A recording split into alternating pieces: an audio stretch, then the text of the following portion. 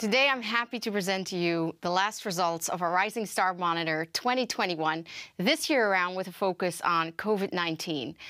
Our Rising Star Monitor is actually part of the Vlerick Scale-Up Center, which is something we started back in 2014 together with Deloitte, Belgium, to build knowledge about some of the key challenges that young companies struggle with on their path to rapid growth. And we do this through our research on the one hand, but also through some of our educational and community building activities, like our Scale-Up Masterclass or our newest baby on the block, the Scale Labs, which will start next month.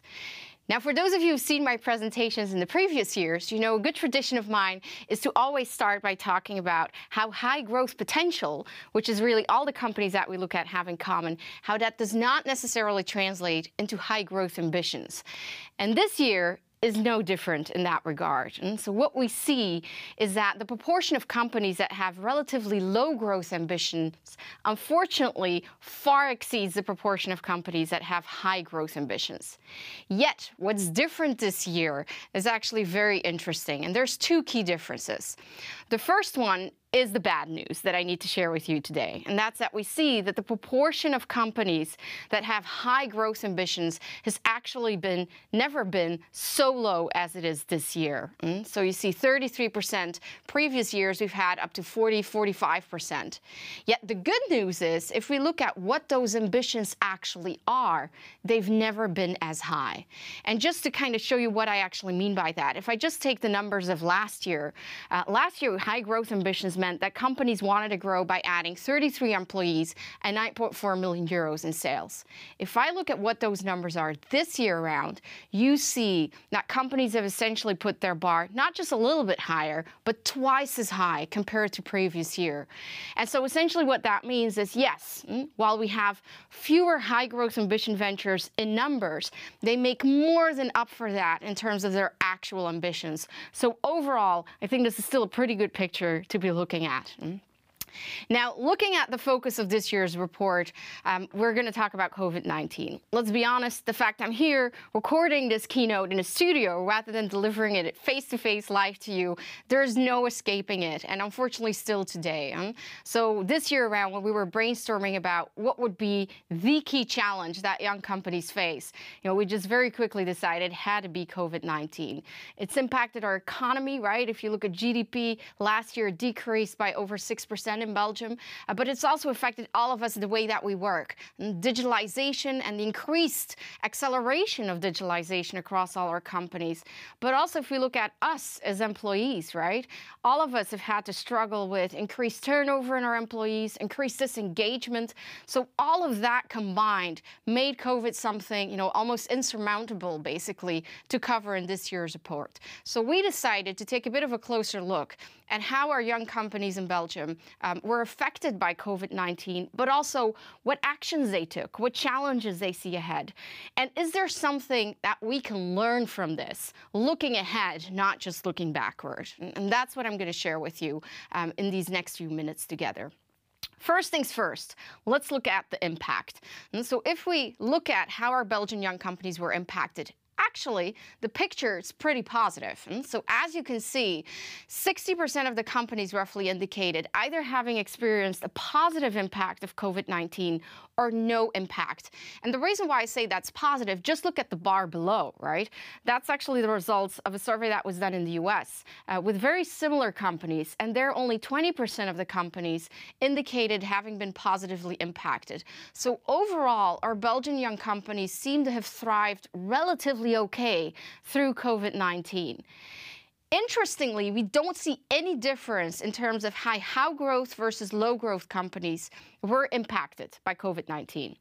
But where we do see a difference is in terms of how they dealt with it. So what you can see here essentially shows that high growth companies kind of chose to safeguard the relatively less cash they had available and mainly chose to invest it in their people, right? They all wanted to hire new employees. And in order to do that, what they did was they canceled capital expenditures, they canceled payments. And so if you want to put it in a tagline, you could say high growth ventures essentially chose people over assets. And if we look at the next months to come and how companies kind of continue to choose, how to deal with this, we kind of see the same pattern pattern. So high growth companies want to continue hiring new employees and want to keep on investing, and especially in their sales and marketing, and particularly their online sales. And I think that very nicely illustrates, of course, in that what we all intuitively feel, right? That digitalization of sales, e-commerce, clearly is here to stay post-COVID as well. Now, we also asked entrepreneurs, what do you think is going to be, the number one challenge moving ahead? And there, the very simple summary, no surprises there. Liquidity, right? Where are we going to get our money? Where are the customers? Who are the customers that can actually pay? And then I think given, this day and age, literally, I think it's also interesting to note that the number two challenge were restrictions that would be potentially reimposed, anticipating fall and winter by our government, and the implications that that might have on how we can run our businesses. Now, if we go back and think of, okay, so 60% has this positive or no impact versus 40% negative impact, that obviously raises the question, why? Why do we see this difference? And can we detect any patterns in terms of who kind of went through this a little bit better than others? And obviously a logical place to start is the environment, right, that you work in as a company. And I'm sure plenty of you are already thinking, well, I know the answer to this one, it's industry. And yes, and there's some truth to that. Obviously, there's an industry effect. So we see IT companies, for instance, having particularly gone through this quite well. Interestingly, also, number two industry was wholesale and retail trade. And so generally indicating it's either the companies that were able to help their customers with digital solutions, or the ones that really were able to leverage e-commerce that went through COVID-19 pretty well. I guess equally unsurprisingly, the industries that were most heavily affected were the ones in accommodation, food, and event organization. But environment's actually much more than just industry. The way that entrepreneurs perceive their environment in terms of how dynamic it is, or how uncertain it is, or how hostile, think of your competition it is also important for us to look at. And the reason for that is that the way that entrepreneurs look at their environment actually shapes their organizational responses and actions. And so, in other words, it can help us explain a bit, when we're hit with a crisis like COVID-19, who went through this again a bit better than others. And so what we see there is that entrepreneurs who perceive their environment as being very dynamic and unpredictable, and especially when it comes to their marketing practices. So that means, you essentially kind of have to change your sales tactics continuously, right, to keep up, let alone even beat the competition. Or the ones who looked at their environment as it being extremely stressful, those were the ones that suffered more in COVID-19. Along the same lines, you also see that the ones that look at their environment as being very hostile, so very competitive, as for instance illustrated by high failure rates or high risk, seemingly, additionally kind of said, yes, we went through this far more negatively than the ones who look at the environment as slightly more benign. So if you take that together, what that means is that entrepreneurs who look at their environment as being very dynamic, uncertain, and hostile really suffered more in COVID. And in a way that's not very surprising, right? Because essentially COVID-19, a crisis like that, just kind of worsened an already kind of bad environment, or at least very difficult environment to compete in or to operate in. Now, I can hear you thinking, well, that's all great to know, very interesting, but there's nothing we can do about this, right? Your environment, unless you're going to drastically change your activities, is kind of a given. That's true. The good news, though, is that if we look at the company level, there are actually a couple of capabilities that you can proactively build and nurture so that it'll help you navigate these kinds of turbulent environments much, much better. And that actually brings us to the concept of strategic flexibility. So strategically flexible firms are those firms that can evolve and adjust their strategy to really either proactively take advantage of opportunities that arise, or reactively react to threats that emerge. And this can be, in the form of taking new strategic actions, or redeploying your assets in a different way, or different type of assets, or just, changing your investment strategies. And I'm sure you can all kind of intuitively realize that in today's turbulent business environment, which is increasingly characterized by speed, disruptiveness, change, that's, additionally unpredictable change, that being able to swiftly change your strategy and reconfigure strategically really is key to a firm's success. And so we very kind of in line with that idea, very logically find that companies that are indeed more flexible in their strategy and specifically in changing that strategy to either changing economic conditions or changes in what it is the customer wants. Those are the companies that went through COVID-19 far, far better than the ones who were, let's say, a little bit more strict in their strategy. So that's, in a way, I say the good news about this. And so, yes, strategic flexibility helps. But there's also bad news. Strategic flexibility does not just kind of magically appear out of nowhere. If you want to be a strategically flexible firm, you're going to have to invest. You're going to have to put time and effort in building that strategic flexibility. Now, I would argue that's actually also the good news, because at least it means there's something you can do, right? And if we want to prepare for more turbulent environments to come, this is essentially, I would say, the key takeaway of today. So how can you do this? Well, there's actually research has shown there's 5 key capabilities that you can build, or you should build, if you want to create strategic flexibility. The first key capability is that of awareness. And so what that essentially means is you need to be able to really kind of spot changes in your environment, whether that's, in your own industry or in other industries, whether that's new technologies, whatever it is, you need to be able to spot new trends. And you not only need to kind of proactively scout for that information, but you also need to be able to understand that change, right? So it doesn't help you to just kind of be able to say, well, I see trends A, B, C, and D. You also need to be able to understand, how's that going to affect my business, right? Do I need to do something about this? So what I'm definitely not saying is, as soon as there's a change, go and do something. Absolutely not. But what I am saying is that if you as an entrepreneur decide to not do anything strategically, that lack of reaction, let's say, should be based on thoroughly understanding what's going on. It shouldn't be based on ignorance, right? Now, if you do this well, chances are pretty high ideas and opportunities are going to start popping up everywhere. And that's going to make that second key capability of knowing to experiment even more important. Trial and error, right? Quickly testing and validating ideas is going to be key in order for you to figure out, okay, out of this mass of new ideas, which are the ones that are really worthwhile continuing with. Now, my hope is that for most young ventures, this is probably going to be the key capability that's easiest to your, let's say, innate nature, because it obviously comes very close to what we know as the lean startup. Third one is partnering. If you're going to be able, or if you want to, brainstorm and implement all those different ideas, you're of course also going to have to put together a team, right? People that have the right resources, the right expertise.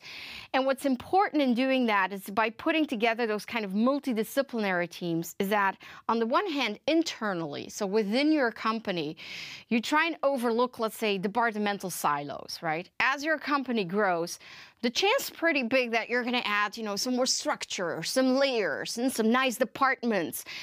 The danger, however, is that we start thinking a little bit too much in terms of those departmental silos. And so what's really key here is it's about what people know and not so much where they're seated, right? And I think that's important to remember here.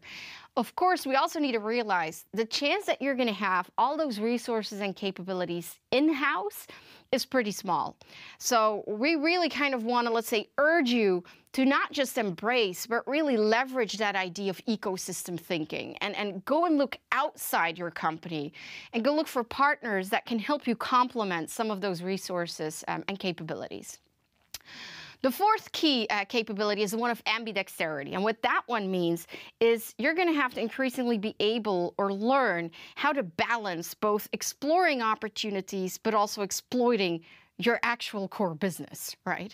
And I think the more mature you become, the more that's going to become a little bit of a struggle, because doing one or the other more may detract the attention. And I think generally speaking, it's probably wise to keep a bit of a disconnect, right, between these two activities, because they're driven by quite different logics. But on the other hand, you don't want to completely disconnect them from one another, because the fact that you're no longer, at startup day one gives you a bit of leverage. It gives you an advantage. You actually have resources and capabilities that you can use to explore new opportunities. So a bit of disconnect, but not too much. And last but not least, everything I've just told you is going to be completely useless if you do not build decisiveness. You need to be able to make swift, quick, and timely decisions, or otherwise you're just kind of keeping being stuck. Now, if you start building these 5 key capabilities, that should enable your company to build strategic flexibility. And it's really going to help you kind of maintain that balance between, on the one hand, not changing enough and facing that danger of inertia, but on the other hand, you also don't want to change too much and kind of risk losing focus in your company.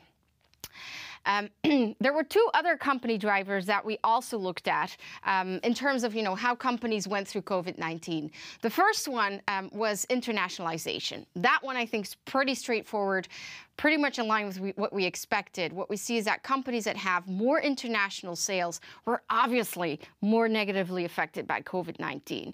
I mean, in today's increasingly globalized business world, it makes sense, right, that a shock like COVID-19 just very quickly spills over and negatively impacts these businesses.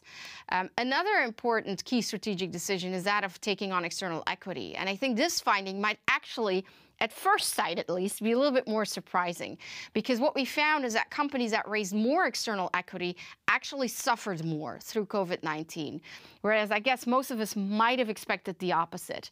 But, I need to add a but here. While this may seem like a relatively simple finding, the underlying causes are actually a little bit more complex. So on the one hand, what you see going on here is actually a bit of an industry effect, right? With some retail companies, for instance, being equity-backed, but that were not able to leverage e-commerce.